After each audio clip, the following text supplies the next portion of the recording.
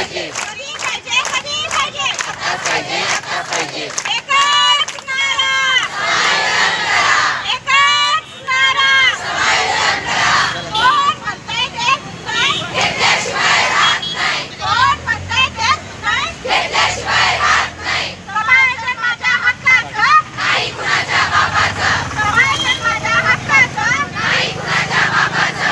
NHM संघटनेचा NHM संघटनेचा हल्ला बोल, हल्ला बोल, हल्ला बोल, हल्ला बोल,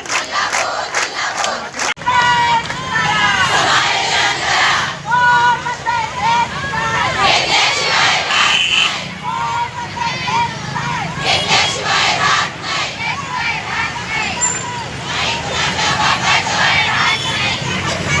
नाही कुणाच्या बापाचं.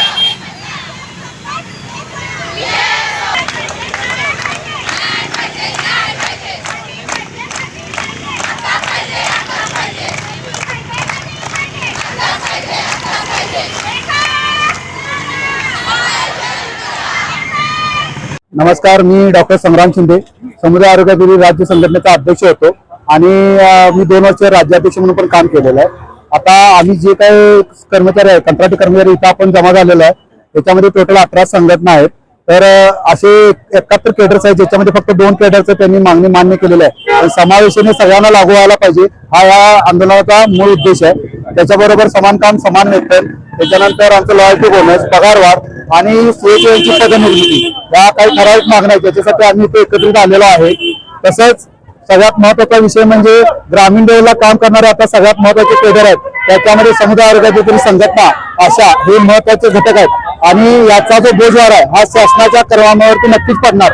आपल्या जिल्ह्याचे पालकमंत्री तसेच या राज्याचे आरोग्य आणि कुटुंब कल्याण मंत्री माननीय प्रकाशराव आंबेडकर साहेब हे कार्यसम्राट आमदार आहेत, एक पाणीदार आमदार आहेत. त्यांच्याकडून या संघटनेच्या बऱ्याच अपेक्षा आहेत. साहेब स्वतः याबद्दल फार पॉझिटिव्ह आहेत आणि या आंदोलनाला ते नक्कीच न्याय देतील अशी आमची अपेक्षा आहे. आरोग्यमंत्री सकारात्मक असताना एवढं टाळटेकल काय होते, नेमकं याला जबाबदार कोण? याला काही प्रशासकीय अधिकारी असतात किंवा काही टेक्निकल इश्यूज असतात, त्याच्यामध्ये त्या मराठी भाषा आहे, शब्दाचं वळण वेगळ्या पद्धतीनं लावलं जातं, शब्दांची भाषा खेळवली जाते आणि काढलेल्या GR मध्ये काहीतरी त्रुटी काढून ते पुन्हा त्या फायली फिरवल्या जातात. तर हे न होता साहेबांच्या शब्दाला मान्य देऊन या प्रशासकीय अधिकाऱ्यांनी ज्या आयुक्त लेवलला असतील किंवा त्यांच्या सचिव लेवलला असतील त्यांनी हे सगळं मान्य करून या मागण्यांचा मान्य करावं एवढीच आमची अपेक्षा आहे. यापुढे भूमिका काय असणार? त्याच्यानंतर जर या आंदोलनाचं त्यांनी गांभीर्य घेतलं नाही तर याच्यानंतर आमची समन्वय समिती याच्यावरती नक्कीच निर्णय घेईल. त्याच्यानंतर मूक मोर्चा असेल किंवा लॉंग मार्च असेल किंवा शासन दरबारी ठोक मोर्चा असेल, अशा अनेक प्रकारचे आंदोलन आपण यापुढे करू शकतो.